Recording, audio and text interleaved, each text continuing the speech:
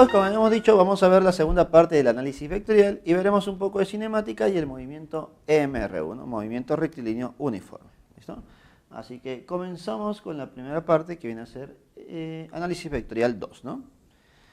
A ver, cuando vimos la parte de análisis vectorial 1, la semana número 1, hemos notado que el análisis vectorial era el análisis de las cantidades físicas vectoriales a través de los vectores, ¿cierto?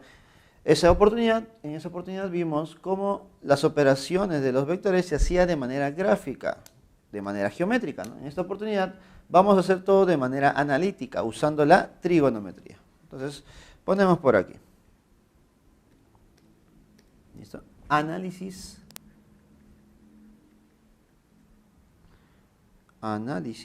vectorial. ¿Listo? La segunda parte. ¿Listo? A ver, en esta parte vamos a ver cómo los vectores se pueden representar dentro de un plano cartesiano. Eso va a ser nuestro sistema para trabajar, un plano cartesiano. Por ejemplo, este de aquí. Este es nuestro plano cartesiano, XY. Entonces vamos a representar a los vectores en dos dimensiones, ¿no? Vectores en dos coordenadas. También se puede trabajar en tres coordenadas, ¿no? El X, Y y el Z. ¿Listo? Pero de manera general para nosotros, vamos a notar que la mayoría de problemas trabaja solamente en dos coordenadas. ¿Listo? A ver, dentro de este sistema voy a graficar a nuestro pequeño vector.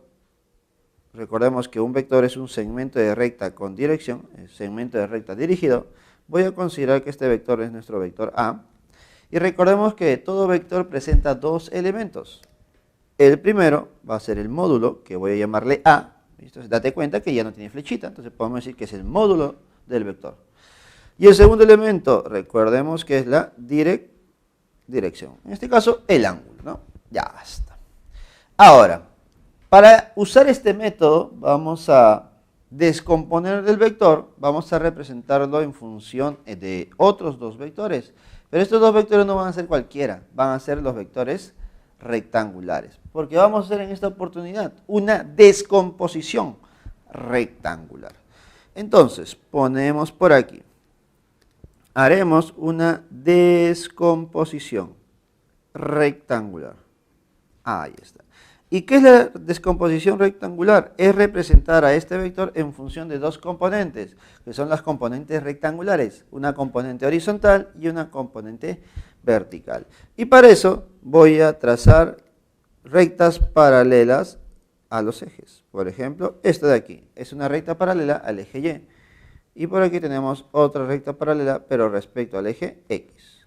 Y ahora formaremos los dos vectores.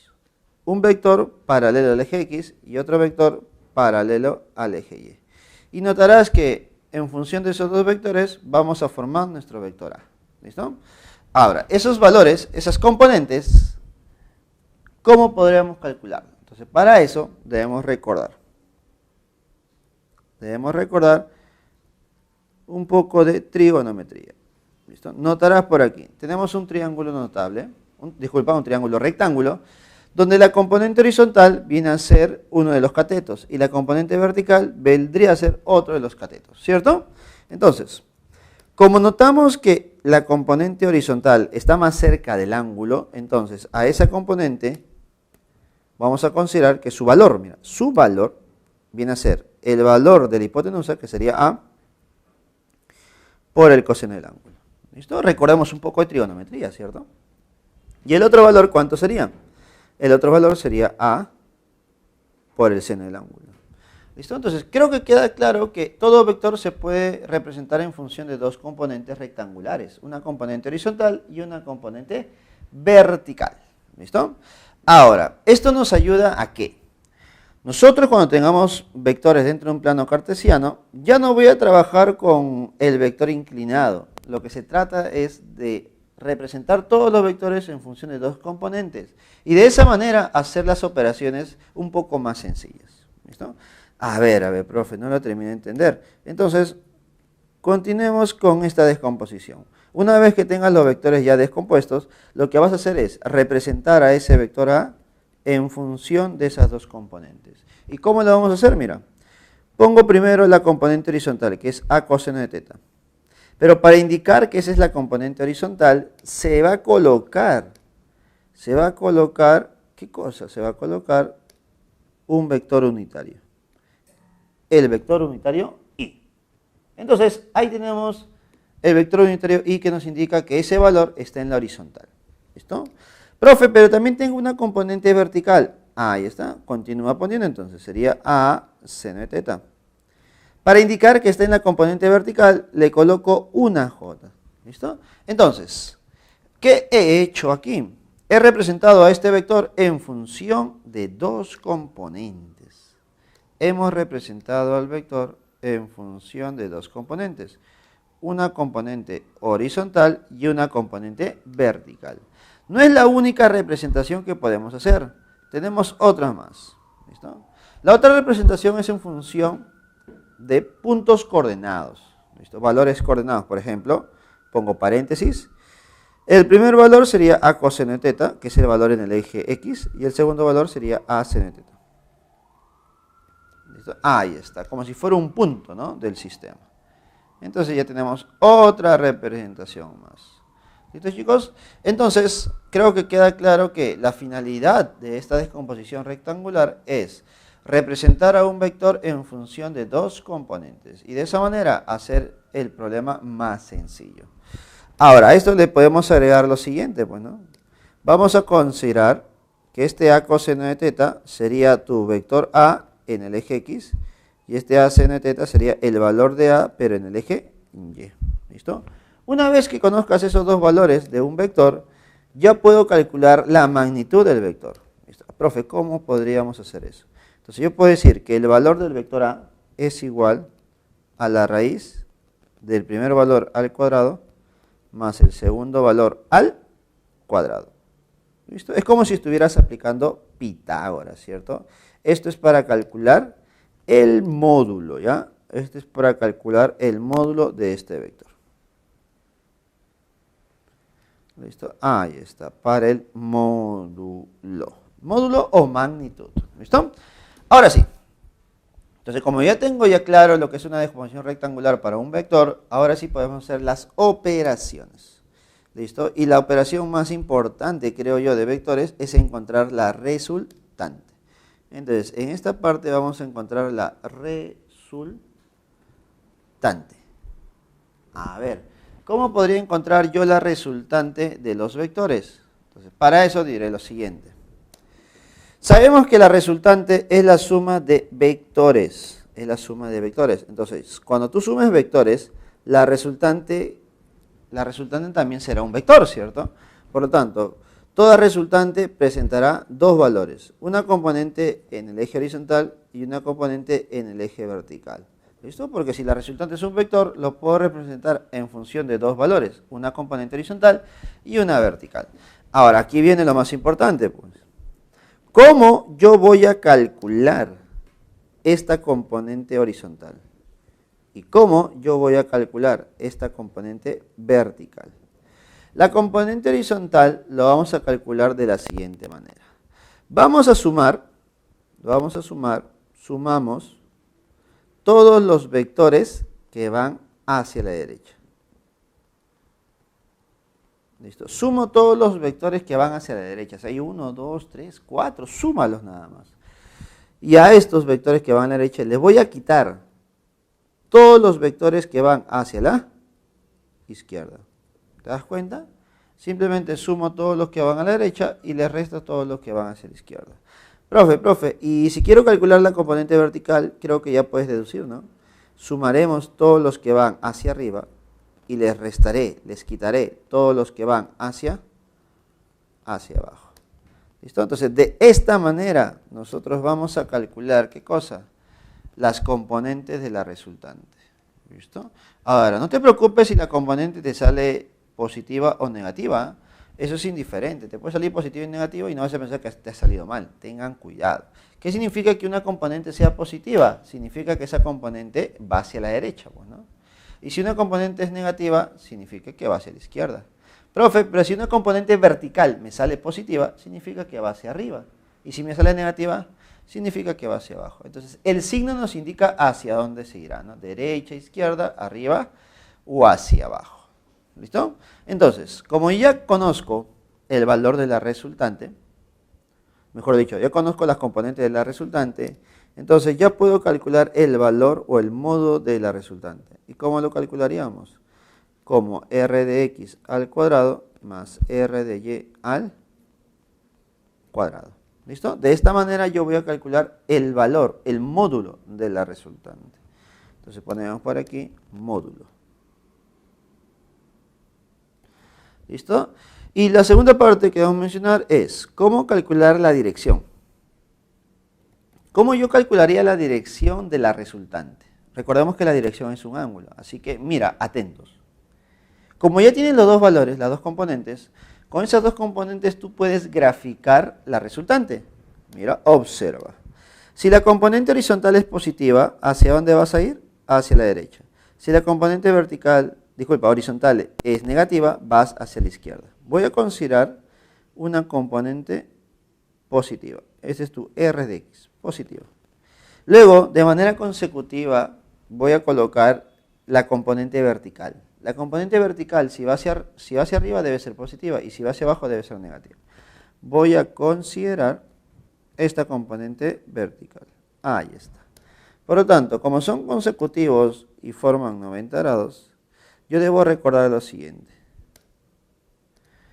Uniendo el punto inicial con el punto final, me va a salir la resultante.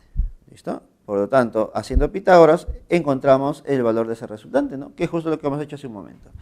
Pero también va a ser importante encontrar la dirección. Y recordemos que la dirección es un vector en posición normal, ¿no? Un ángulo que se mide desde el eje horizontal positivo en dirección antihoraria. Entonces, de esa manera, nosotros encontraríamos la dirección del vector resultante. Así nada más.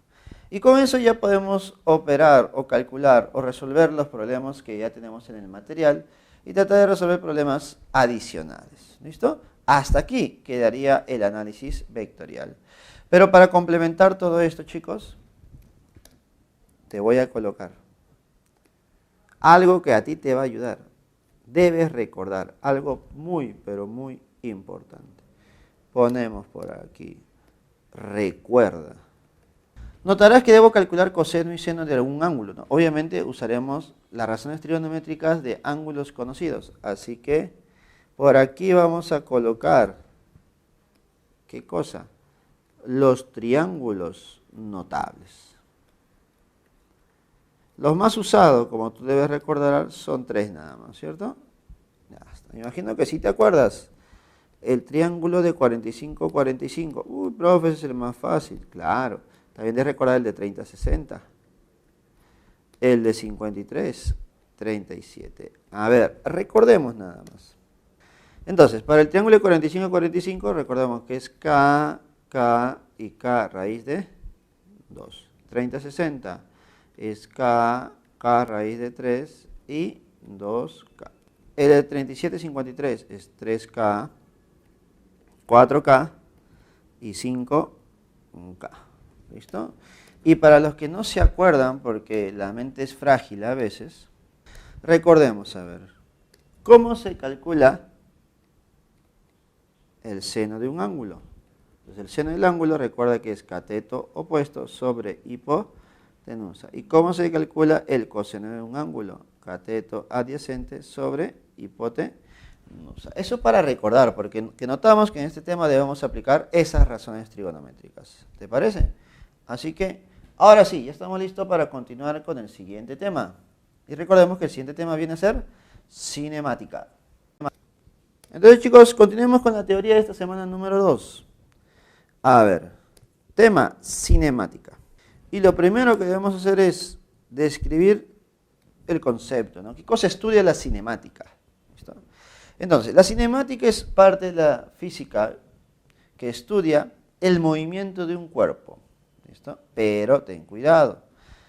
Muchos temas de física estudian movimiento, pero cada uno con una pequeña diferencia. ¿Listo? La cinemática estudia el movimiento, pero a partir de su geometría, a partir de sus elementos. En cambio, más adelante vamos a ver el tema de dinámica, que también estudia el movimiento de un cuerpo, pero a partir de las causas que lo generan. ¿Listo, chicos? Así que vamos a tener una pequeña diferencia, ¿no? Cinemática vas a estudiar el movimiento de un cuerpo a partir de sus características, es decir, la velocidad que tiene, el tiempo que demora en movimiento, la aceleración por ahí, una distancia recorrida, el tiempo que demora. Entonces, en base a sus características. ¿Listo? Ahora, para poder estudiar ese movimiento, lo primero que debemos definir es el sistema de referencia. Es lo primero. Profe, ¿y qué es un sistema de referencia? Bueno, el sistema de referencia va a ser el lugar en el espacio donde tú vas a generar el estudio de ese movimiento. Obviamente de un cuerpo cualquiera, ¿no? Entonces, el sistema de referencia es el lugar en el espacio donde se genera el estudio del movimiento. ¿Listo? Ahora, el sistema de referencia está comprendido por 3 elementos. Vamos a colocarlo por aquí. Uno de los primeros elementos va a ser tu sistema cartesiano. ¿Listo? Puede ser un sistema XY, un sistema XY y Z también. ¿Listo? Ahora, también debe haber un observador. Este observador me va a indicar en qué lugar se encuentran los cuerpos. ¿Listo? Y el siguiente elemento va a ser el tiempo, un cronómetro. ¿Listo? El cronómetro me va a indicar cuánto tiempo ha transcurrido. Pues cuánto tiempo ha transcurrido. Entonces, son los 3 elementos de este sistema de referencia. Cabe recalcar que existen tipos de sistemas de referencias. Hay sistemas de referencia inerciales y no inerciales. El sistema de referencia es inercial cuando el sistema no se mueve. ¿Listo? No se mueve, es decir, sistema inercial. El sistema de referencia es inercial cuando el sistema no se mueve, es decir, esta persona está quieta. O cuando el sistema se mueve, sí, pero con rapidez constante, velocidad constante. Entonces, a eso se le llama sistema de referencia inercial. Profe, ¿y qué pasaría si el sistema de referencia es no inercial? Bueno, a ver, si el sistema de referencia es no inercial, entonces vamos a suponer que, vamos a considerar que el sistema se está moviendo con velocidad variable, ¿sí? Con aceleración. Entonces, ahí el estudio cambiaría un poco, ¿no? Solamente un poquito, ¿no? Y eso lo vamos a ver, o lo vamos a poder notar más adelante. ¿Listo? A ver, entonces, si ya tengo mi sistema de referencia inercial, tengo mi sistema cartesiano, el observador y tengo el cronómetro, ya podemos estudiar el movimiento de un cuerpo. Y voy a considerar que el cuerpo que voy a estudiar va a ser el de un balón. Imaginemos por aquí. ¿Listo? Imaginemos que este balón se está moviendo con cierta velocidad. ¿Listo? Y debido a esa velocidad genera este tipo de trayectoria. ¿Listo? Ahí está. Y aquí tendrá su velocidad. Por lo tanto, yo voy a estudiar el movimiento de ese balón, de esa pelota. Entonces, lo primero que debo hacer es definir la posición. ¿Listo? La posición. Ahora, la posición se representa, o se va a representar como si fuera un vector posición. Ahí está. Entonces vamos a definir lo que es la posición a través de un vector. A ver, profe, ¿cómo sería esto? Entonces vamos a graficar a nuestro vector, ahí está, y sería un vector posición. El vector posición normalmente se representa con una R minúscula. ¿Está? ¿Listo? Pero como es la posición del cuerpo, pero al inicio, voy a considerar que esta es una posición inicial. ¿Listo? Ahora, notamos que el cuerpo se ha trasladado, ¿cierto? Se ha movido de un punto a otro y ha demorado un cierto tiempo t. Entonces, como se ha movido, podemos decir que ha cambiado de posición. Y ahora su posición será una posición final. ¿Listo? Tengo una posición original, es decir, inicial, y una posición final. ¿Ya está? Ahora, a partir de esas posiciones nosotros podemos encontrar al desplazamiento. Ahora, ¿qué será el desplazamiento? Bueno, el desplazamiento es una cantidad vectorial que nos indica de dónde a dónde se ha movido el cuerpo. ¿Listo? Entonces, gráficamente el desplazamiento lo podemos definir con otro vector. Entonces, si este es el punto inicial y este es el punto final, desde este punto inicial hasta el punto final, el cuerpo se ha movido. Entonces, todo este vector será nuestro desplazamiento. La pregunta es, ¿y cómo se calcula el desplazamiento? El desplazamiento se va a calcular como la diferencia de posiciones. Posición final menos posición inicial. ¿Listo?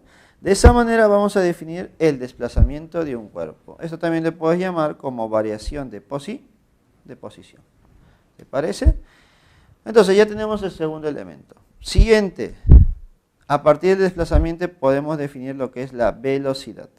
Y voy a aprovechar para mencionar lo que es la rapidez. Ahí está. Imagino que te debes acordar que la semana pasada mencionamos algo acerca de la velocidad y la rapidez, ¿no? Sabemos que ambas son cantidades distintas, pero que tienen las mismas dimensiones. La velocidad es una cantidad vectorial y la rapidez es una cantidad escalar. A ver, profe. ¿Cómo se calcularía la velocidad? Bueno, la velocidad, por ser una cantidad vectorial, se calcularía como el desplazamiento del cuerpo sobre el tiempo. ¿Listo? De esa manera definimos la velocidad. Ahora, la rapidez. Listo, la rapidez. Recordemos que lo que estamos calculando es velocidad media y rapidez media, ¿ya? La rapidez media se calcula como distancia recorrida. Vamos a poner como recorrido sobre tiempo. ¿Listo? Entonces, de esa manera podemos calcular la rapidez como distancia recorrida sobre tiempo. Alguno dirá, profe, ¿es lo mismo? No es lo mismo. La velocidad es un desplazamiento sobre tiempo y el desplazamiento es la unión del punto inicial con el punto final. En cambio, el recorrido no necesariamente es tu desplazamiento. Notarás que tu recorrido es una curva, ¿no? En este caso. Por lo tanto, los valores que te van a salir van a ser distintos, chicos. Van a ser distintos. Entonces, con la velocidad y el desplazamiento nosotros ya podemos analizar el movimiento de un cuerpo. ¿Listo? Y ahora, el movimiento que nosotros vamos a analizar en esta oportunidad va a ser el movimiento MRU. MRU. Movimiento rectilíneo uniforme. Ahora, ¿qué significa movimiento rectilíneo uniforme? Movimiento porque existe un cuerpo que cambia de posición. Si hablamos que es rectilíneo, entonces podemos decir que la trayectoria que sigue es una trayectoria recta, ¿listo? Lineal, recta. ¿Y por qué es uniforme? Porque el valor de la velocidad, escucha, el valor de la velocidad no cambia. La velocidad se mantiene constante. Y eso es lo que quiero que anotes. Lo más importante es que la velocidad es constante. La velocidad no cambia. ¿Listo? Ahora, ¿cómo yo voy a estudiar este movimiento? Lo vamos a hacer de dos maneras. Me imagino que ustedes estarán acostumbrados, o lo normal es, que trabajes de manera escalar. ¿Listo? Es decir, con valores nada más, sin considerar la dirección. Entonces, en esta oportunidad vamos a ver la parte escalar y también vamos a agregarle la parte vectorial, que es muy importante. Y es un tema que se toca mucho en Centro Pre San Marcos, la forma vectorial. ¿Listo? Así que la primera parte sería el método escalar. Entonces, chicos, nuestro primer método es el método escalar. ¿Listo? Y creo que es el más conocido por ustedes. ¿Listo? A ver, vamos a describir esto. Voy a considerar una superficie lineal por donde se va a mover nuestro móvil. Este móvil va a tener cierta rapidez. Profe, ¿no es velocidad? No, porque estamos en método escalar. Entonces, el valor que nos dan aquí es una rapidez. Al pasar un cierto tiempo t, vamos a notar que el valor de esa rapidez no cambia. El cuerpo se mueve a la derecha en una trayectoria rectilínea y nuestra rapidez es constante. No va a cambiar. ¿Listo? Profe, entonces, si es un método escalar, ¿qué cosa voy a aplicar yo? A ver, entonces, me imagino que te debes acordar de esta pequeña gráfica. Es un triangulito donde se colocan tres cantidades, tres valores. El primero de arriba es un D, el segundo es un T y el tercero es un V. Recordar es volver a vivir, ¿cierto? Y espero que no te confundas ahora. El valor de arriba es un D. D, ¿qué cosa significaba? Distancia, ¿cierto? El D es distancia. El T de abajo, ¿qué significa? Tiempo, profe, tiempo. Y el V, ¿qué cosa es el V, chicos? Entonces, recordar que ese V no es velocidad. Ese V es rapidez, porque son cantidades escalares. Entonces, si tienes claro eso, podemos decir que la distancia recorrida por el móvil es igual a rapidez por el tiempo, ¿cierto? Más abajo, distancia es igual a rapidez por tiempo, ¿listo? Entonces, recordar eso, por favor. Entonces, la distancia que el cuerpo ha recorrido en ese tiempo se calcula como b por t. ¿Listo? En la gráfica lo voy a colocar de la siguiente manera. Esta distancia, ¿cómo se calculaba? Como b por t, ¿no? Rapidez por tiempo. Y ese es el método escalar que tú debes recordar. Bueno, método escalar. Ahora, de aquí me imagino que también debes recordar, ¿no? Profe, ¿qué pasaría si dos cuerpos se encuentran, dos cuerpos se cruzan? Entonces, me imagino que tú complementarás con la parte de tiempo de encuentro y tiempo de alcance, ¿no? Entonces, ahí ya es tu deber tratar de recordar, ¿listo? Ahora, vamos a ver nosotros lo más importante, que sería el método vectorial. Vamos a ver el método vectorial. A ver, por aquí, método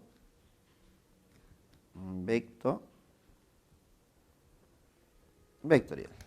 A ver, ¿qué haremos aquí? En el método vectorial nosotros ya no analizaremos todo respecto a cantidades escalares, sino respecto a cantidades vectoriales. Por ejemplo, si esta es la trayectoria del cuerpo, entonces diremos por aquí, tenemos un cuerpo que se va a mover hacia la derecha, ¿listo? Pero ahora se moverá con cierta velocidad. ¿Listo? Transcurrirá un cierto tiempo t. ¿Ya está? ¿Y qué pasa con esa velocidad? La velocidad se mantiene constante. Esa velocidad, chicos, no cambia. La velocidad es constante. ¿Ya está?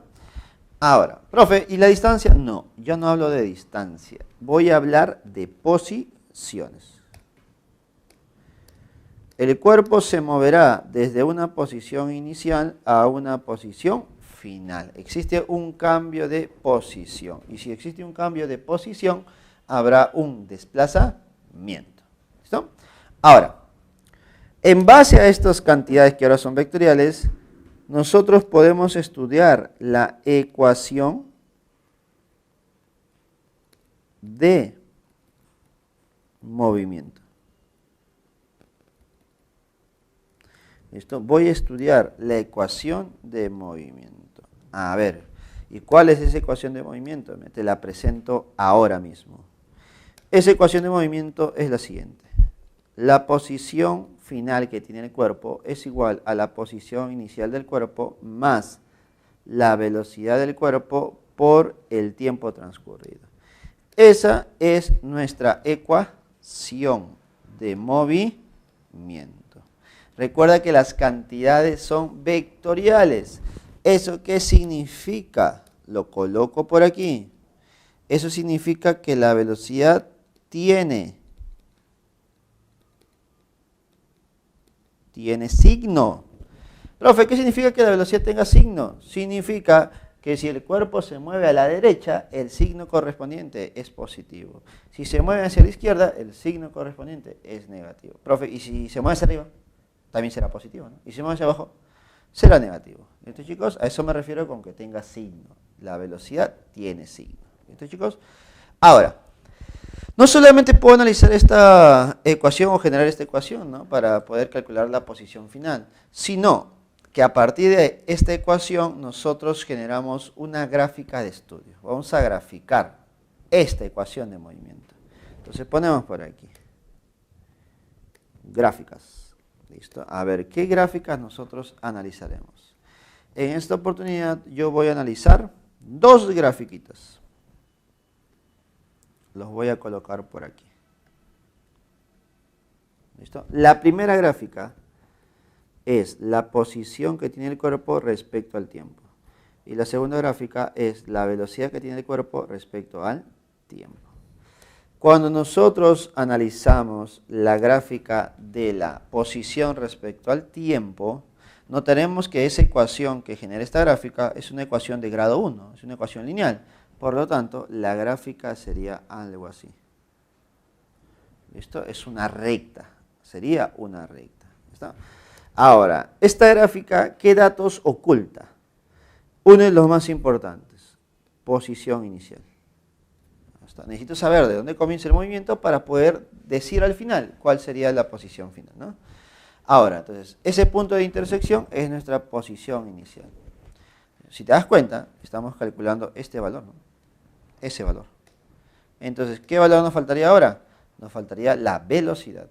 ¿Y cómo vas a calcular la velocidad? Mira, observa, por favor, ojo, ojo, escucha también. Notamos que esa recta tiene cierta inclinación respecto al eje horizontal. Trata de buscar ese ángulo de inclinación. ¿Listo? Siempre busque el ángulo agudo. Siempre busca el ángulo agudo. Por lo tanto, si has encontrado el ángulo agudo, ahora vas a calcular, ¿qué cosa? Vas a calcular la tangente de ese ángulo. Por lo tanto, la tangente del ángulo representará, ¿qué cosa? ¿Representará nuestra velocidad? No, no, no, no. Ten cuidado. Representa la rapidez. Profe, pero yo necesito la velocidad. Sí, está bien. Pero lo que he encontrado es la rapidez. Siempre que calcules la tangente del ángulo agudo, el valor que te sale es nuestra rapidez. ¿Y cómo encuentro la velocidad? La velocidad solamente se encuentra cuando tú le colocas el signo a ese valor. Ah, profe, entonces me está diciendo que el valor es la rapidez, pero si le coloco el signo, ¿se transforma en velocidad? Sí. Entonces, ¿qué signo le corresponde a esa gráfica? ¿Y qué signo le corresponde a esta otra? Si la inclinación de la recta, si esa inclinación de la recta es a la derecha, el signo correspondiente es positivo. Y si la inclinación es hacia la izquierda, el signo correspondiente es negativo. ¿Listo? No te olvides. Para que sea velocidad, basta el signo. ¿Listo, chicos? Por lo tanto, ya tendrías la posición inicial y la velocidad. Ya podemos analizar la ecuación de movimiento, ¿cierto? Ya está. Ahora, la segunda gráfica es la gráfica de la velocidad respecto al tiempo. Pero esta es sencilla, pues. Porque tú sabes que la velocidad de un MRU no cambia, es constante. Profe, entonces, ¿de qué me sirve esta gráfica? Ah, bueno, ten cuidado, ¿eh? Nos puede servir de mucho, mira. Yo puedo encontrar aquí la velocidad con la que se mueve el cuerpo. Ya está. Ahora, si analizas desde un tiempo t sub 1 hasta un tiempo t sub 2, generamos esa gráfica. Toda gráfica, toda figura geométrica tiene un área. Entonces, el área para nosotros, ¿qué representa? Bueno, el área, ponlo así. El área representa la distancia recorrida. ¿Listo? El área representa la distancia recorrida. Ahora, aquí te doy unos consejos. Sabemos que la distancia recorrida o distancia simplemente es un valor escalar, ¿cierto? Es un número. Por ejemplo, 5 metros, 20 metros. Pero a veces es muy importante saber hacia dónde se mueve el cuerpo, porque eso nos permitiría saber cuánto se ha desplazado, ¿no? Recuerda que el desplazamiento es una cantidad vectorial. Si yo te digo que te estás moviendo 5 metros a la derecha, entonces me estás indicando que tu desplazamiento es más 5, ¿no? Porque va a la derecha. Si tú te mueves 5 metros hacia la izquierda, entonces podemos decir que tu desplazamiento es 5 metros hacia la izquierda, es decir, menos 5.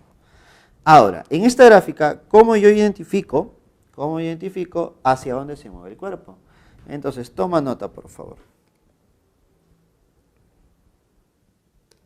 Si esta fuera mi recta de tiempo, las gráficas que se generan pueden estar por arriba o pueden estar por abajo, ¿cierto? Ya está. Cuando la gráfica está por arriba, significa que el movimiento es a la derecha. Y cuando la gráfica está por debajo, significa que el movimiento es a la izquierda.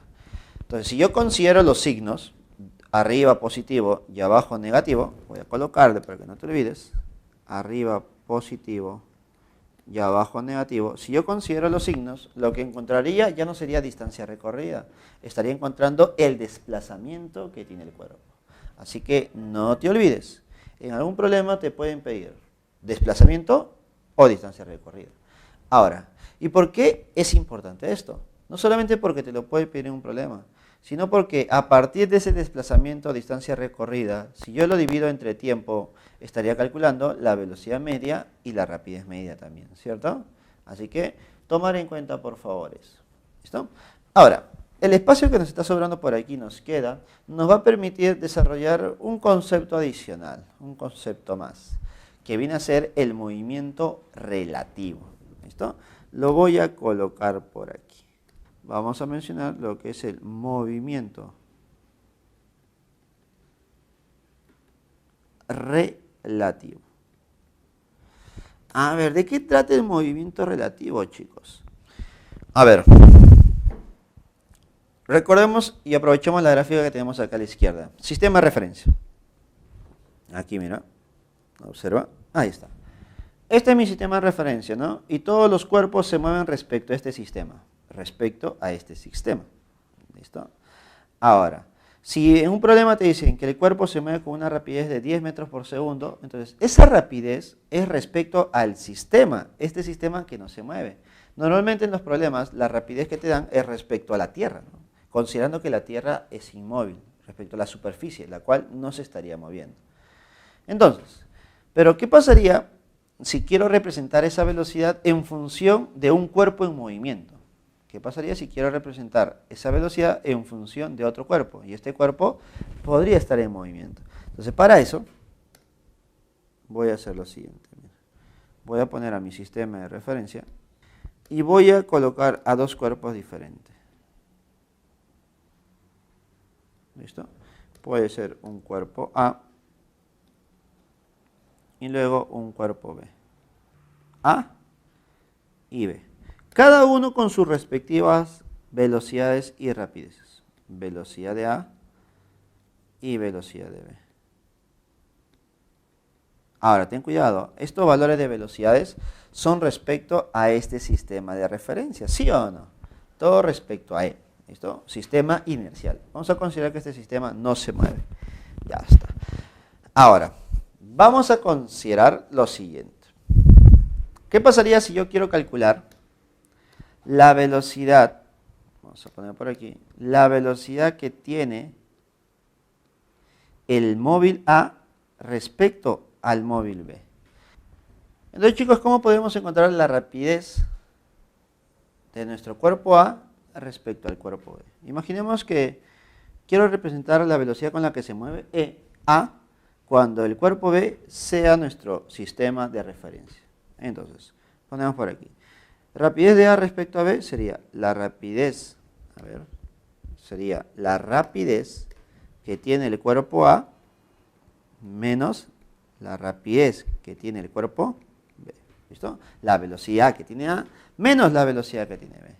Y si quisiera calcular la velocidad del cuerpo B respecto a, considerando que A es nuestro sistema de referencia, sería la rapidez del cuerpo B y le quitaría la velocidad de A, es decir, resta de velocidades. ¿Listo? Son velocidades, chicos, no se olviden, ¿eh? Y al ser velocidades yo debo considerar los signos, ¿cierto? Ya está. Por lo tanto, de esta manera nosotros vamos a encontrar las velocidades relativas de un cuerpo respecto a otro. ¿Listo, chicos? Y esto lo debes incluir en la teoría de esta semana, que va a ser muy importante para resolver los problemas. ¿Listo, chicos? Con esto terminaríamos la teoría. Listo, chicos, comencemos con los problemas de la semana número 2.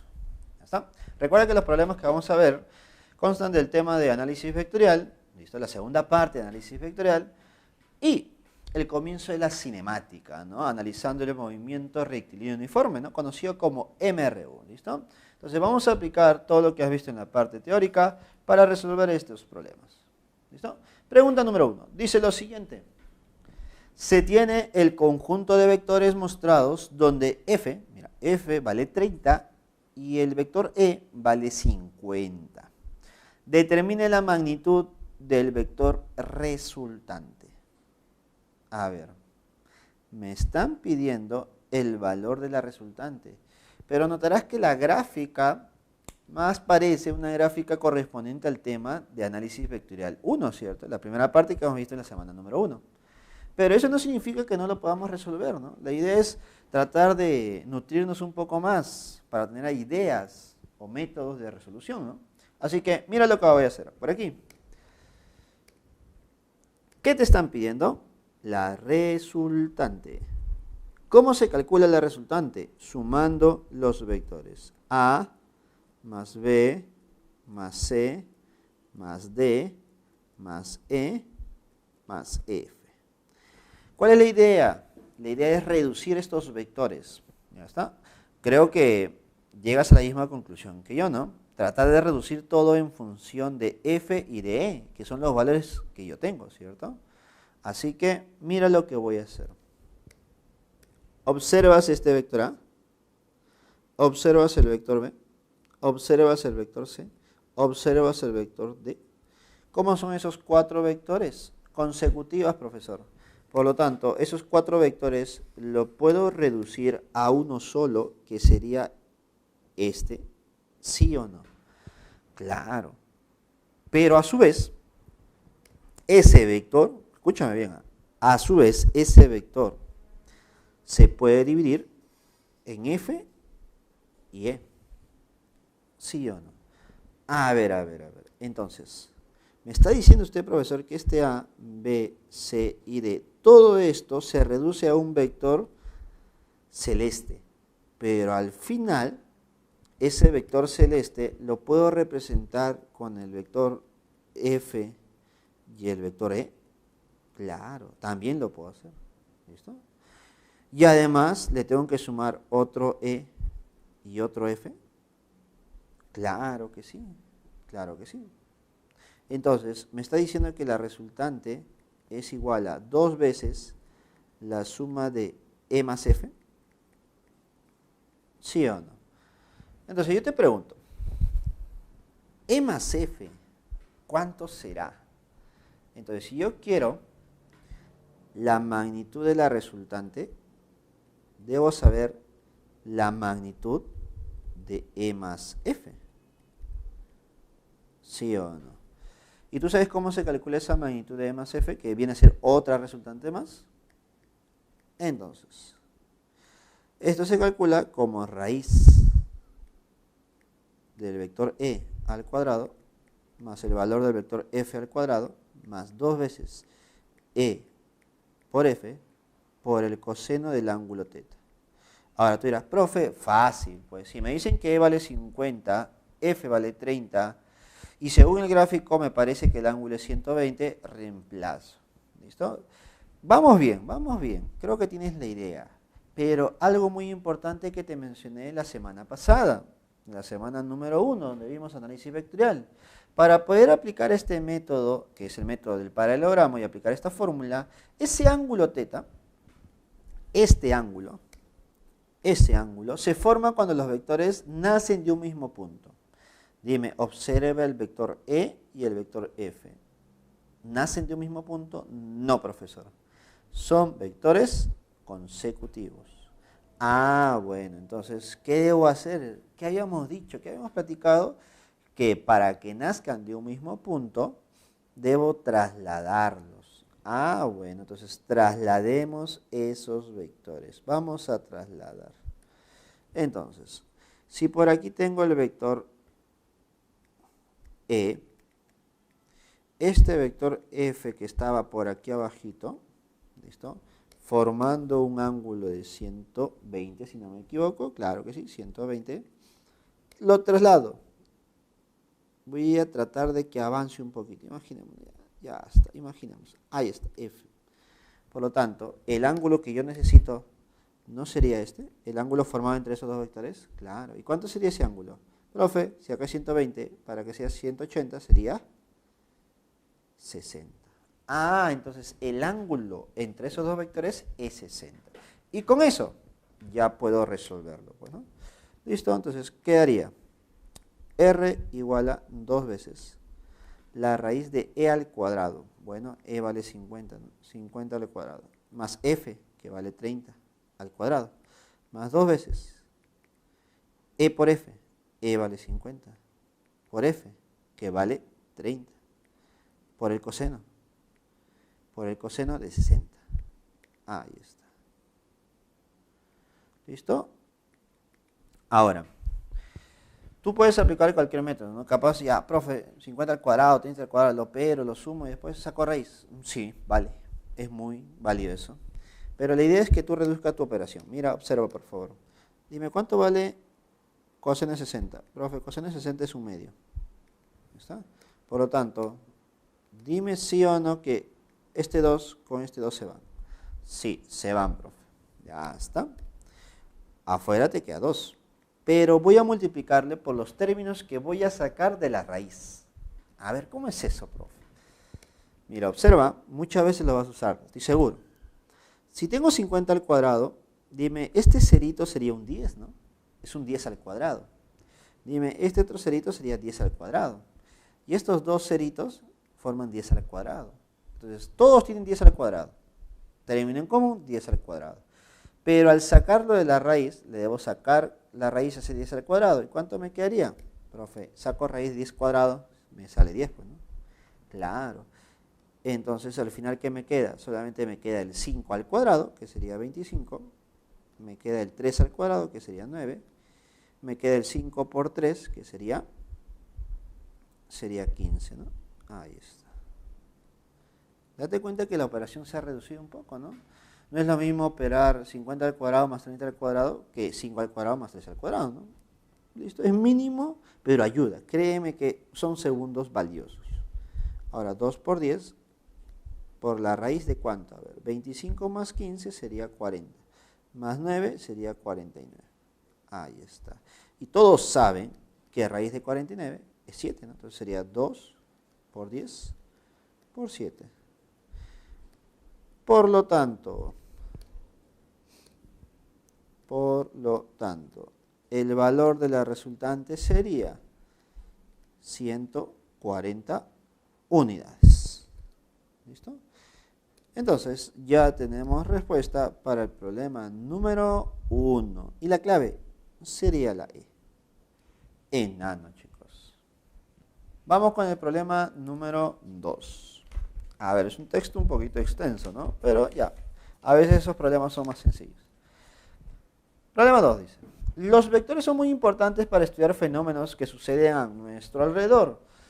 Con ellos podemos explicar, por ejemplo, por qué si elevamos un cometa cuando el viento está soplando en contra y empezamos a correr para mantenerla en el aire, esta retrocede a tal punto que la cometa queda inclinada hacia atrás. Para casos como este, usamos los vectores para representar la velocidad que lleva la cometa y la velocidad que lleva el viento.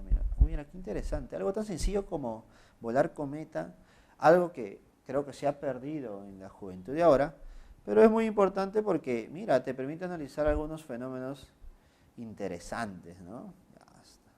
Claro, ¿no? Me imagino que cuando tú eras chico, creo que no te hacías esa pregunta, ¿no? ¿Por qué la cometa está inclinada? ¿Listo? Ahora, podemos decir que al hacer uso de los vectores, que son flechas dirigidas que poseen magnitud, podemos explicar con facilidad problemas que tienen que ver con velocidades, desplazamientos, fuerzas, aceleraciones, es decir, cantidades vectoriales. Por ejemplo, en la siguiente figura, determinar la magnitud del ángulo beta si la magnitud de los vectores del vector resultante es 0. Mira, la magnitud de la resultante es 0. Considere que la magnitud de A vale 2, la magnitud de C vale 2 y la magnitud de B vale 2. Mira, te voy a ser sincero, este problema tiene algunos errores. ¿Listo? Así que voy a modificarlo un poquitito para que esos errores no se noten, esos errores no se generen, pues, ¿no? Mira, primero, voy a considerar que el vector resultante es 0, está bien, pero no voy a considerar el valor de B. Mira, algo más importante, mira, vamos a borrar el B. Listo, desapareció. No existe B, no sé cuánto vale. ¿Listo? Ahora, el otro error es de la gráfica, ¿no? ¿Te das cuenta que hay dos A y un B? Profe, entonces uno de esos A debe ser ¿quién? Debe ser C. Pues, ahí está, mira, se hizo magia. Ahora, ¿qué le voy a poner? Listo, ni cuenta te vas a dar.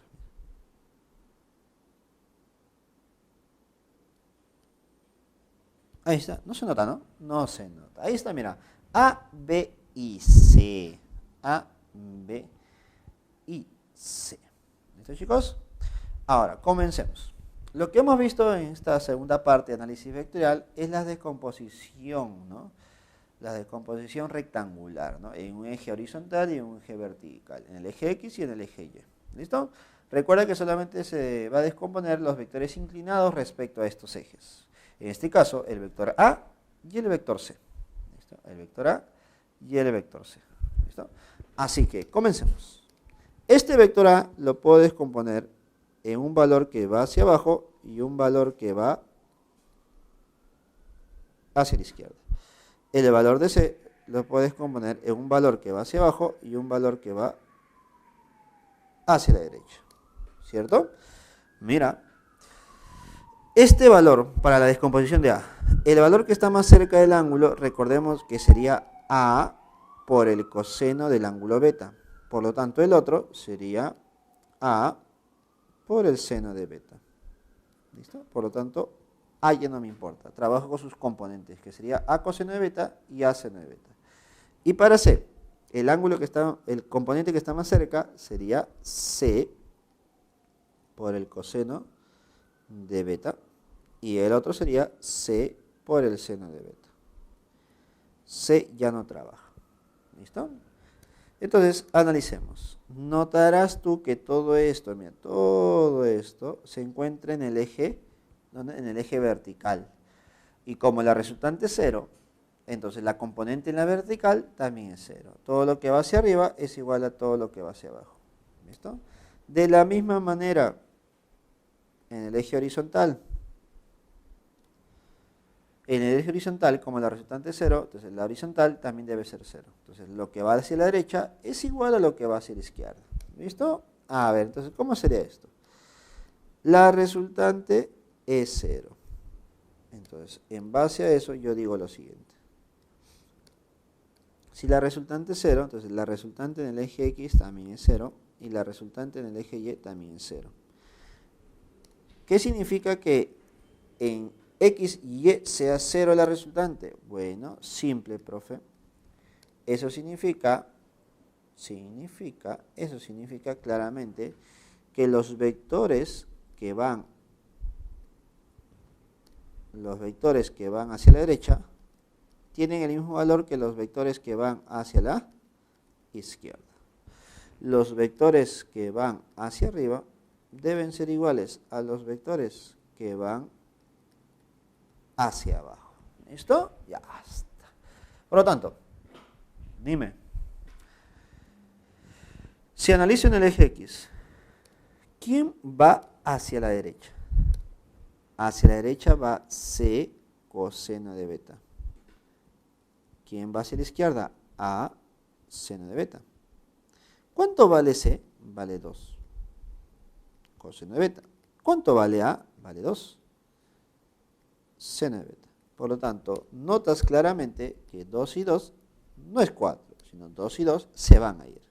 Entonces me queda coseno de beta igual a seno de beta. Entonces, alguno dirá, profe, ¿con eso qué hago? Ecuaciones trigonométricas, qué complicado. Recién comenzamos y ya estamos con ese tipo de temas. No. Porque creo que tú debes saber, o lo puedes analizar, que ¿qué ángulo debe ser beta para que el seno sea igual al coseno? Entonces todos sabemos que el único ángulo que genera esa igualdad de valores sería el ángulo de 45, ¿no? Recordando que estamos trabajando con ángulos agudos, pues, ¿no? Por lo tanto, el ángulo de beta sería 45. Otra forma es que tú hagas esto, mira, este coseno pasa al otro lado, te queda 1, y me quedaría seno de beta entre coseno de beta. Profe, ¿qué cosa es esto? ¿No es tangente? Entonces, ¿para qué ángulo la tangente vale 1? Entonces, ¿para qué ángulo?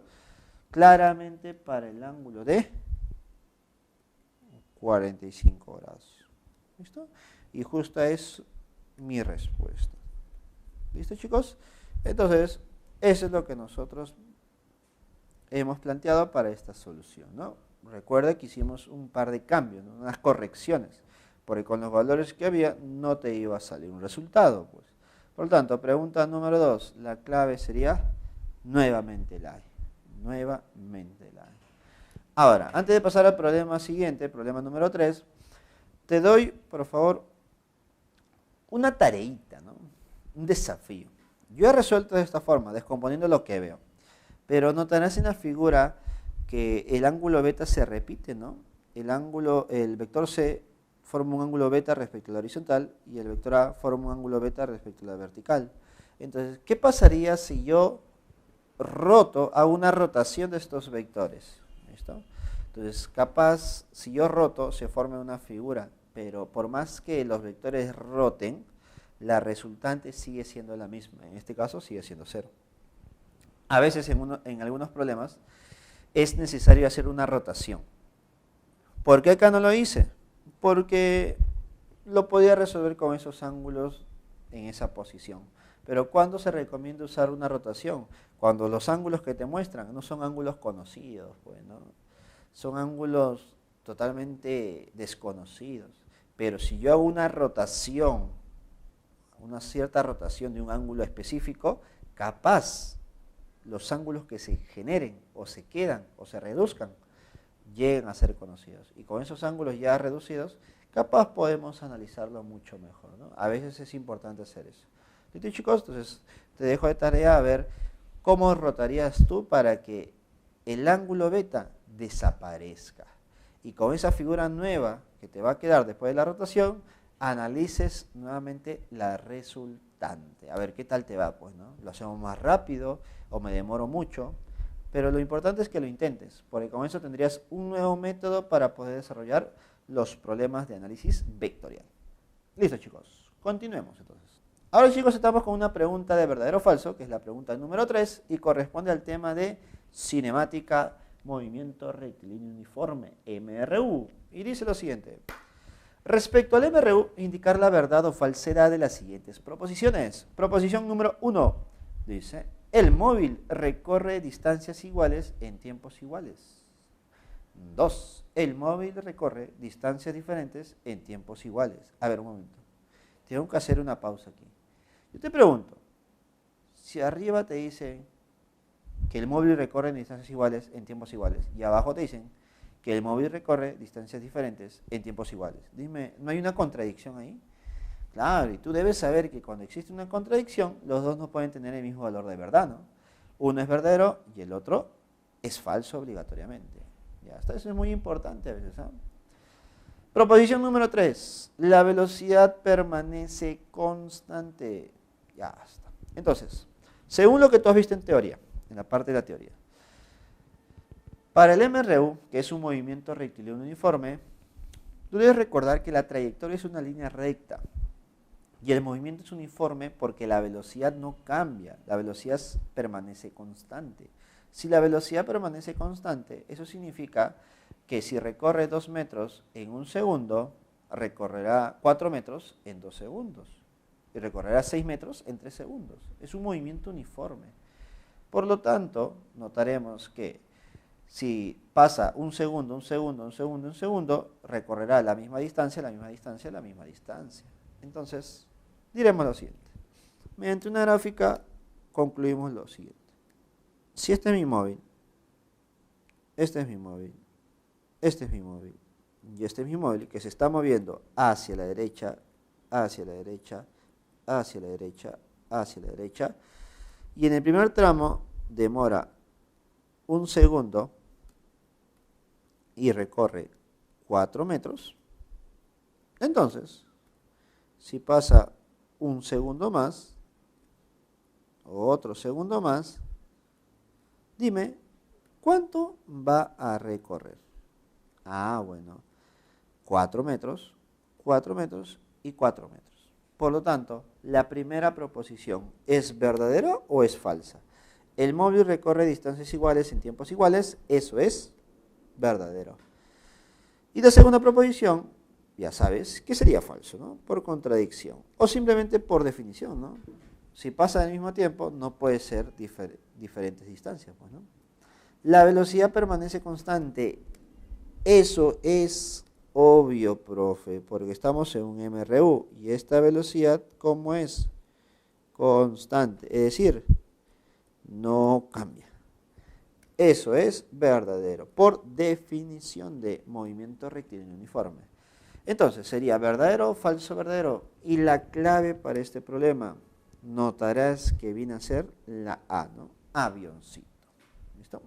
Ahora, algo más para tomarlo en cuenta. ¿Qué pasará si ahora nuestro móvil ya no recorre en un segundo, sino ahora pasan, imaginémonos, 3 segundos ya está? Profe, si pasan 3 segundos, ¿la distancia que recorre sigue siendo 4? No, pues no. Si las distancias son iguales cuando los tiempos son iguales, entonces distancia y tiempo son proporcionales. Por lo tanto, si ahora pasó 3 segundos, la distancia que habrá recorrido sería por 3, pues, ¿no? Porque la relación es de 1 a 3. Entonces sería 12 metros. ¿Listo? Eso es lo que te debes acordar. La distancia y el tiempo son proporcionales, ¿no? Para que se mantenga esa relación, ¿no? Entonces, problema número 3 de verdadero o falso, la clave sería la A. Ahora vamos a resolver el problema número 4. Dice lo siguiente.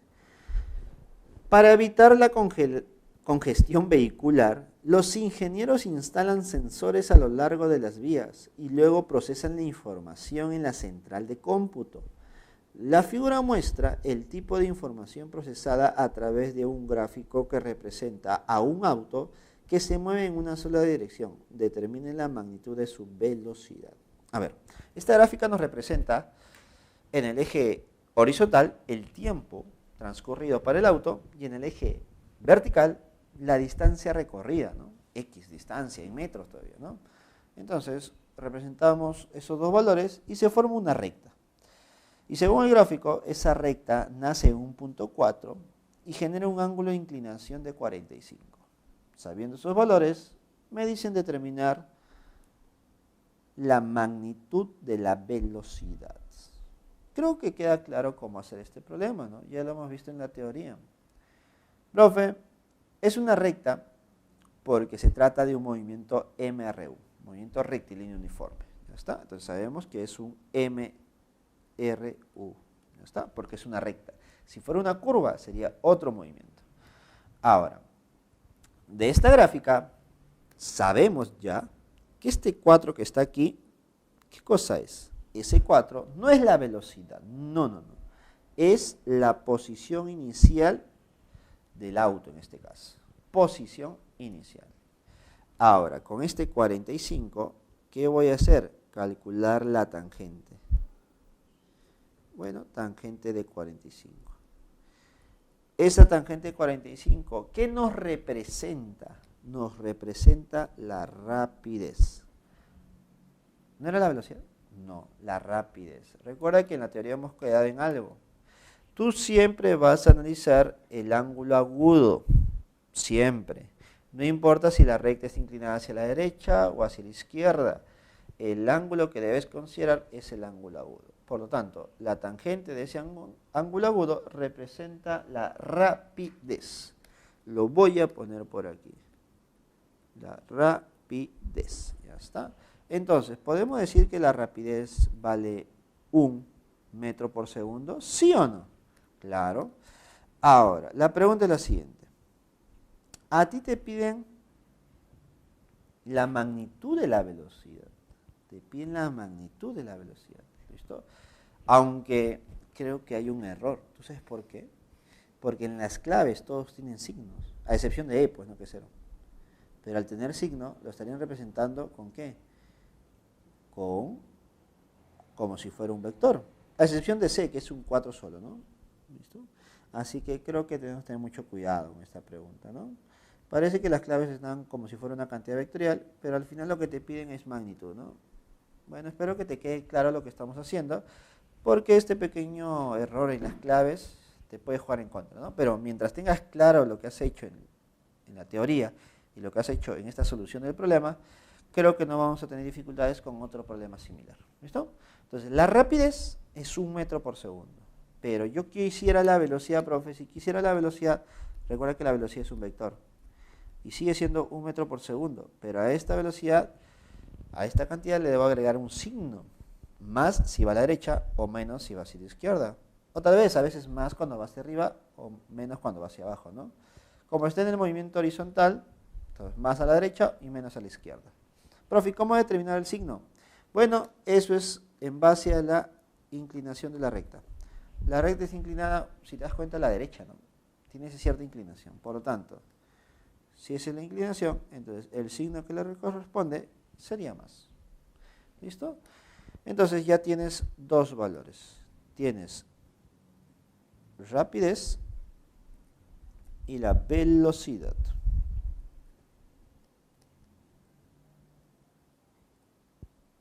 Entonces creo que notarás que lo que trataron de preguntar aquí en este problema es la velocidad, ¿cierto? ¿Sí o no? ¿O tú qué me dices? Claro. Por lo tanto, la clave sería la A. ¿Listo? Voy a marcar la A porque considero que te están pidiendo la velocidad. Porque si te pidieran la rapidez o la magnitud de la velocidad, simplemente sería 1 metro por segundo. ¿Listo? Tener en cuenta eso, por favor. Vamos con la pregunta número 5. Dice lo siguiente: dos móviles parten simultáneamente de una determinada posición con rapideces de 30 y de 20, respectivamente, en la misma dirección. ¿Al cabo de qué tiempo los móviles estarán equidistantes de un semáforo situado a 200 metros del punto de partida? A ver, mira lo que voy a hacer. Necesito dos móviles. Ahí está. Móvil A, móvil B. ¿Te parece? Los dos móviles se mueven con cierta rapidez. La rapidez de A voy a colocarle como 30 metros por segundo y la rapidez de B como 20. Parten del mismo lugar, pues no te dice el mismo lugar, ya está. ¿Listo? Y en la misma dirección, es decir, ambos a la derecha. ¿Listo? Y por ahí existe un semáforo. Por ahí está un semáforo. ¿Listo? Voy a poner por aquí el semáforo. Rojo y verde. ¿Listo? Ahí está. Me falta el ámbar, ¿no? Ya, bueno, un semáforo. Ahí está el semáforo. Te dicen que ese semáforo está a 200 metros. Ya está, 200 metros. Por lo tanto, podemos decir lo siguiente, ¿no?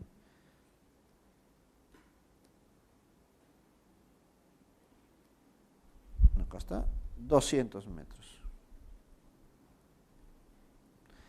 El semáforo está a 200 metros. Listo. Te preguntan, ¿después de cuánto tiempo los automóviles están equidistantes del semáforo? ¿Qué significa equidistantes del semáforo? Que están a la misma distancia que el semáforo. Ahora, yo te pregunto, ¿el móvil A y el móvil B podrán estar ambos a la derecha y a la misma distancia? No, porque como tienen rapideces diferentes, uno avanza más que el otro. Por lo tanto, jamás después del semáforo estarán a la misma distancia. Para que se cumpla esa condición, el móvil A debe estar por aquí y el móvil B debe estar al otro lado. ¿Listo? Obligatoriamente. Entonces, deben estar en esta situación. ¿Listo? B está a una cierta distancia de y A también está a la misma distancia. Ya está, equidistantes. ¿Ya está? Ahora, para ambos ha transcurrido el mismo tiempo, pues, ¿no? Eso sí se cumple. Para el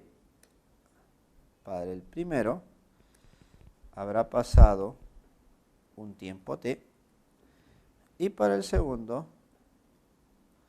también ha pasado un tiempo t. ¿Listo?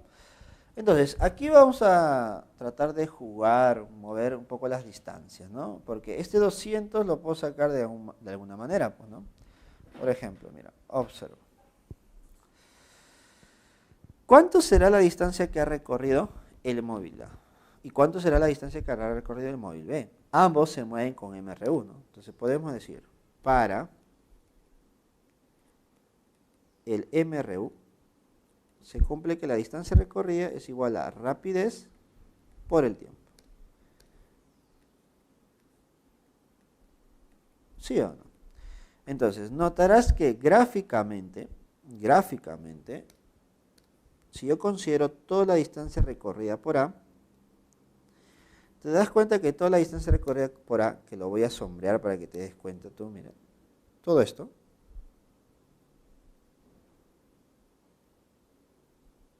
de acá, te das cuenta que toda esa distancia recorrida por A será igual a la distancia recorrida por B más este D y más otra vez D. ¿Sí o no? Ah, profe, entonces usted me está diciendo que la distancia recorrida por A es igual a distancia recorrida de B más 2 veces D. Sí, 2 veces D. Ya está. Ahora, D es lo que me están pidiendo, no, es lo que me da de datos, ¿no? Están separados la misma distancia, así que ese D lo debo tratar de eliminar un poco, ¿no? Debo tratar de eliminarlo, ¿ya está?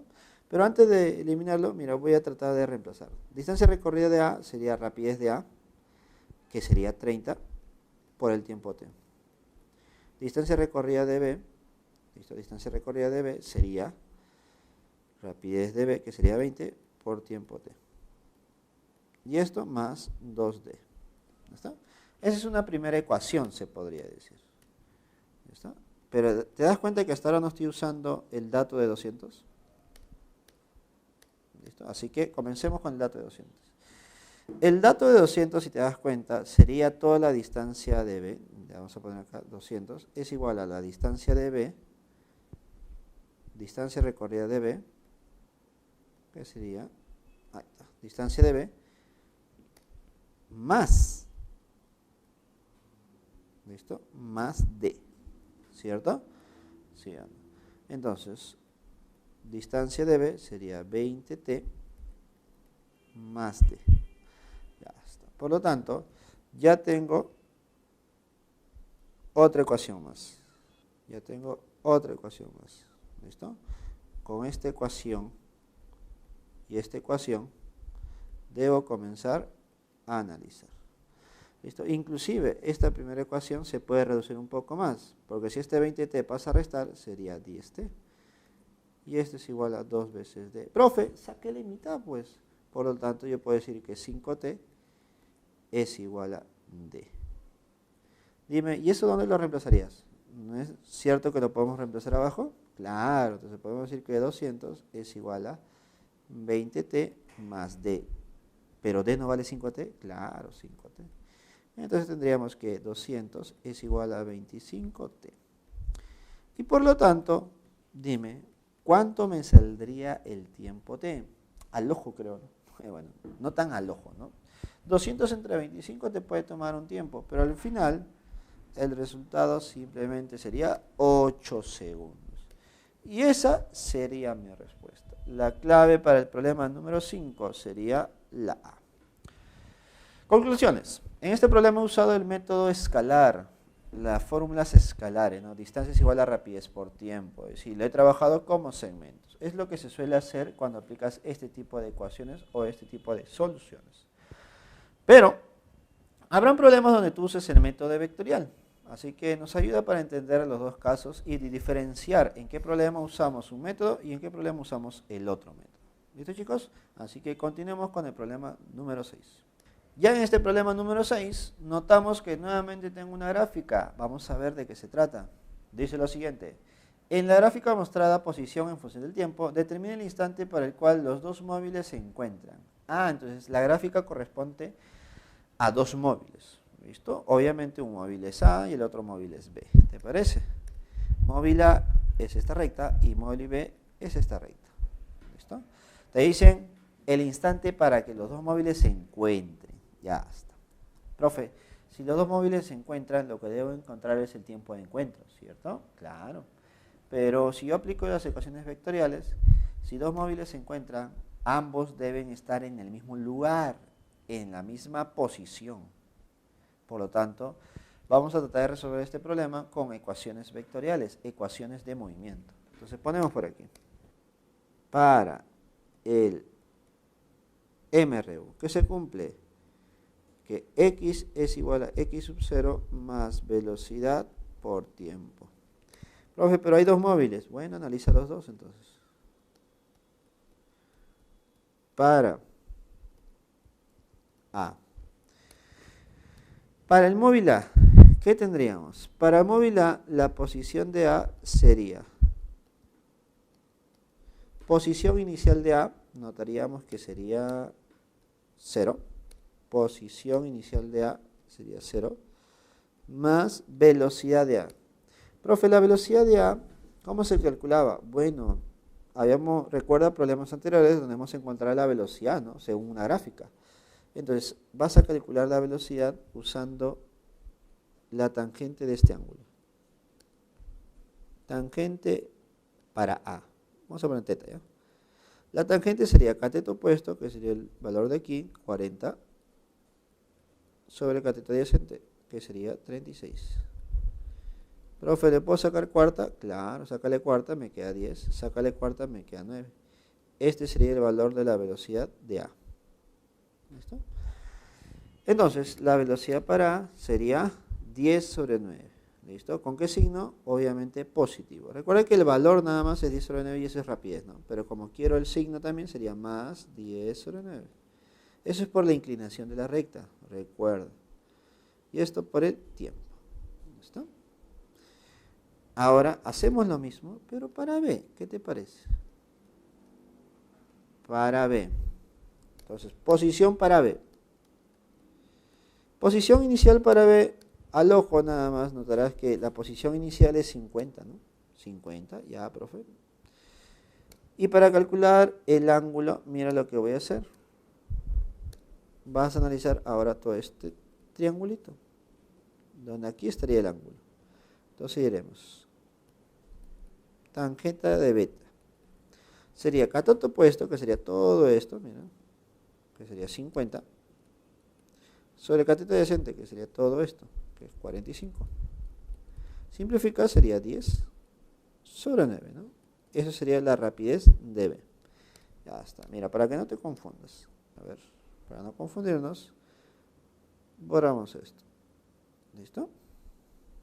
Entonces sería, cuando tú calculas la tangente simplemente son valores, pero para transformar la velocidad le debes poner signo, ¿no?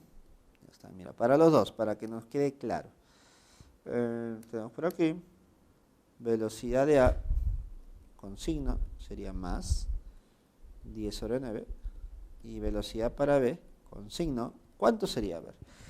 Notarás que para la recta de B la inclinación es hacia la izquierda. Si es hacia la izquierda sería menos 10 sobre 9.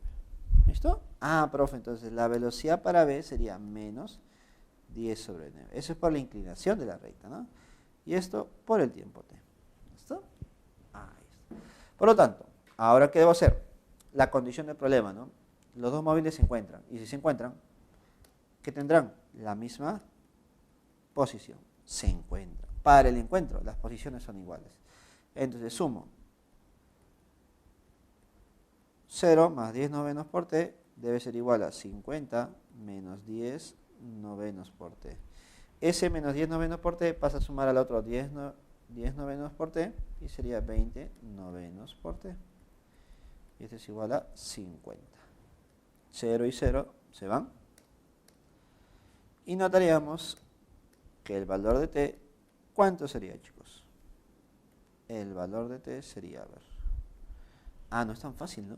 Parecía. Entonces t sería igual a 9 por 5, 45 sobre 2. Por lo tanto, el tiempo que sale al dividir 45 entre 2 sería 22,5 unidades segundos. Ahí está. Por lo tanto, la pregunta número 6 tiene la clave B, barquito.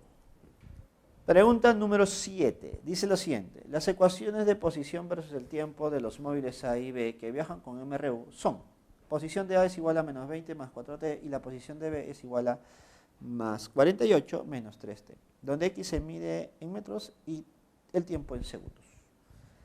¿Qué distancia los separa 5 segundos después de cruzarse? Ah, mira, estos móviles se van a cruzar y me estaban pidiendo analizar la distancia que los separa después de cruzarse. ¿Listo? Ahora, hay muchas formas de resolver esto, ¿no? Tal vez quieras trabajar de manera escalar y tienes que graficar todo lo que recorre, ¿no? Y trabajarlo como segmentos. Pero aquí creo que podemos analizar un poquito más. Te dicen 5 segundos después de cruzarse. Dime, si se cruzan dos móviles, ¿qué significa eso? Que ambos están en la misma posición, ¿cierto? Aquí está, ya está. Se cruzan y están en la misma posición. Ahora, yo no sé si es que van a la derecha o van hacia la izquierda. Eso sí, no sé. Tengo A y tengo B. Entonces, para eso, recordar. La ecuación es x igual a x sub 0 más velocidad por tiempo. Date cuenta que el término que acompaña el tiempo es la velocidad. Si la velocidad es positiva, va hacia la derecha. Si la velocidad es negativa, va hacia la izquierda. Por lo tanto, para A, tu velocidad no sería más 4 y para B no sería menos 3. Claro, profe. Por lo tanto, A va a la derecha y B va hacia la izquierda, ¿sí o no? A con una velocidad o una rapidez de 4 metros por segundo y B con una rapidez de 3 metros por segundo. Ahí está. Entonces, justo aquí se cruzan. Ahora, a mí me están pidiendo 5 segundos después. A ver, si es 5 segundos después, entonces, agrégale 5, pues. Agrégale 5. Después de 5 segundos, ¿cuánto habrá avanzado? Después de 5 segundos, ¿cuánto habrá avanzado? ¿Está? Entonces, notamos nosotros que en 5 segundos A recorrido esta distancia. Y en 5 segundos B ha recorrido esta distancia. Entonces, esa sería la distancia de separación entre A y B, ¿cierto? Recuerda que la distancia para A sería su rapidez, que es 4, por el tiempo, que es 5. ¿Y eso cuánto vale? 20 metros. Y la distancia recorrida para B sería su rapidez, que es 3, por el tiempo, que es 5. Y eso sería 15 metros. Entonces, conclusión. Distancia y separación después de 5 segundos no serían los 20 metros que avanzó A más los 15 metros que avanzó B. Claro. Por lo tanto,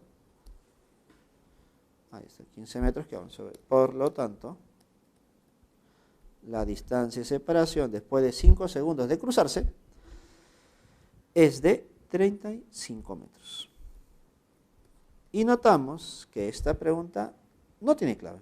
Entonces ponemos por aquí, no hay clave.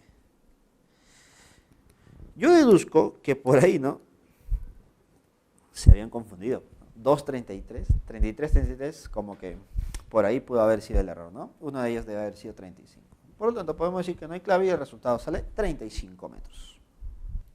Listo, chicos, llegamos al último problema de esta semana, número 2 del ciclo virtual 2019-1. A ver, pregunta número 8, dice lo siguiente.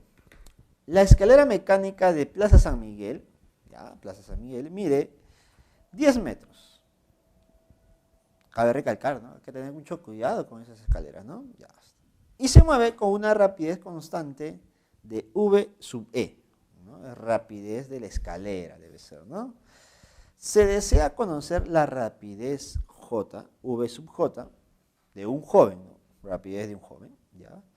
Que tarda 5 segundos en subir por la escalera en movimiento y 20 segundos en bajar por la misma escalera. A ver, me dicen que cuando el joven sube demora 5 segundos y cuando el joven baja demora 20 segundos, considerando que tiene una rapidez, ¿no? Como estamos en un tema de MRU, voy a considerar que la rapidez con la que sube o baja el joven, la rapidez del mismo joven nada más, es una rapidez constante. ¿Está? Ahora tú dirás, profe, pero cuando sube demora 5 y cuando baja demora 20. Entonces tú puedes decir que cuando está subiendo, entonces cuando joven sube, la escalera no está en la misma dirección que el movimiento del joven, sino en dirección contraria, ¿no? ¿Te ha pasado, no? Capaz de joven, de niños, hemos tratado de subir la escalera, pero cuando la escalera está descendiendo, ¿sí o no? Y tú tratas de subir, tratas de ganarle, ¿no? Basta. El joven trató de hacer eso y le ganó y demoró solamente 5 segundos. ¿Listo? Ahora, no, si demora 5 segundos es porque estaba en la misma dirección, demora menos tiempo, claro que sí, ¿no? Y en otro caso es que demora mucho, pues, ¿no? Entonces se demoró demasiado ¿cómo se llama? En recorrer todos los 10 metros de la escalera, ¿no? Ahora, capaz tú dirás, profe, no hay una gráfica que nos ayude para poder entender esto, así que, ¿qué te parece si hacemos una gráfica cuando el joven sube y cuando el joven baja? ¿Listo? A ver, primero dibujemos nuestra escalerita, pues, ¿no? ¿Listo? Voy a considerar que la rapidez con la que se mueve el joven de subida y de bajada es la misma, ¿no? La del propio joven, ¿no? Su propia rapidez, ¿no? De movimiento. Vamos a considerar un V sub J, como te dicen, un V sub J. ¿Está? Pero cuando sube te dice que el tiempo demorado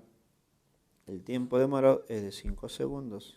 Y cuando baja, el tiempo que demora es de 20 segundos. Ahí está. Entonces, ahí viene tu análisis, ¿no? Si cuando sube demora menos tiempo que cuando baja, por lo tanto, cuando sube, ¿qué está pasando con la escalera? La escalera también está en subida, con una cierta rapidez de la escalera. Entonces, se puede decir que con la escalera le está ayudando para poder subir. Pero ¿por qué cuando baja demora más? Porque si él baja, la escalera estaba subiendo, pues, ¿no? La escalera sube. Por eso se demora más tiempo, ¿no? Él trata de bajar, pero la escalera lo vuelve a subir. Trata de bajar, pero lo vuelve a subir.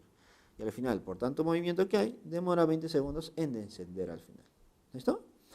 Ahora, ¿qué va a ocurrir aquí? Profe, hay dos rapidez. Rapidez del joven y rapidez de la escalera. Pero solamente hay un tiempo. ¿Listo? Pero ese tiempo transcurrido es de la rapidez total, es decir, de la rapidez relativa del movimiento. ¿Listo? Entonces, al analizar todo este movimiento del joven, considerando la rapidez del joven y la rapidez de la escalera, se genera una rapidez relativa. Obviamente una rapidez relativa de subida, voy a poner, de subida. Y cuando baja, también se genera una velocidad o rapidez relativa de bajada. ¿Listo? Con esa rapidez relativa es la que yo voy a trabajar, ¿no? ¿Qué voy a trabajar? La siguiente ecuación. Para un MRU se cumple que la distancia recorrida es igual a rapidez por tiempo. ¿Listo? Ahora te dirás, profe, pero la distancia ya sé ya, que es la distancia recorrida total, que es 10 metros. El tiempo es 5 y 20. Pero esa rapidez es una rapidez relativa. ¿Y cómo se calcula la rapidez relativa para la subida? ¿Y cómo se calcula la rapidez relativa cuando baja? Notarás que la rapidez relativa va a considerar las direcciones. Si ambos van en la misma dirección, sería simplemente la suma. Pero si tienen direcciones contrarias, sería la diferencia. Pues no, sería la diferencia. Rapidez de J menos rapidez de la escalera. ¿Ya está? Entonces ya tengo las rapideces relativas. Ahora sí puedo aplicar nuestra formulita. Distancia recorrida para ambos casos es 10. Rapidez relativa para cuando sube sería rapidez del joven más rapidez de la escalera por el tiempo, que es 5. ¿Está? Por lo tanto, 5 pasa a dividir y sería 2. 2 es igual a la rapidez del joven más la rapidez de la escalera. Lo mismo cuando el cuerpo o la persona baja. Distancia recorrida 10 metros, porque es la misma escalera, es igual a la rapidez relativa, que es rapidez del joven menos rapidez de la escalera, por el tiempo, que sería 20. ¿Ya está? Que ten cuidado, ¿no? 20 pasa a dividir al 10. Entonces sería un medio. Un medio vale 0,5. Profe, con decimales. Bueno, no hay mucha complicación tampoco. Así que analice esos decimales nada más. Ahora, ¿qué hago, profe? Dime, esta es una ecuación y esta es otra ecuación. Tengo dos ecuaciones y dos incógnitas. ¿Qué hago con esas dos ecuaciones? Para que lo notes, mira, lo voy a colocar por aquí. Rapidez de J del joven y de la escalera es igual a 2. Rapidez del joven menos rapidez de la escalera es igual a 0,5. Ya está. No te compliques la vida. En física, un sistema de ecuaciones se resuelve sumando, pues. Si yo sumo, mira lo que me queda. Sumo. Rapidez de joven más rapidez de joven, 2 veces rapidez de joven. Rapidez de la escalera menos rapidez de la escalera, se va. 2 más 0,5, 2,5. Por lo tanto, la rapidez del joven, ¿cuánto será? ¿No será 2,5 entre 2? Claro que sí. Por lo tanto, la rapidez del joven, ¿cuánto sería? 1,25 unidades metros por segundo. Por lo tanto, nuestra respuesta para el problema número 8 sería la clave A. ¿Listo? Ahora, cabe recalcar que si ya sabes la rapidez del joven, también puedes conocer la rapidez de la escalera, ¿cierto? Por lo tanto, chicos, problema número 8 resuelto.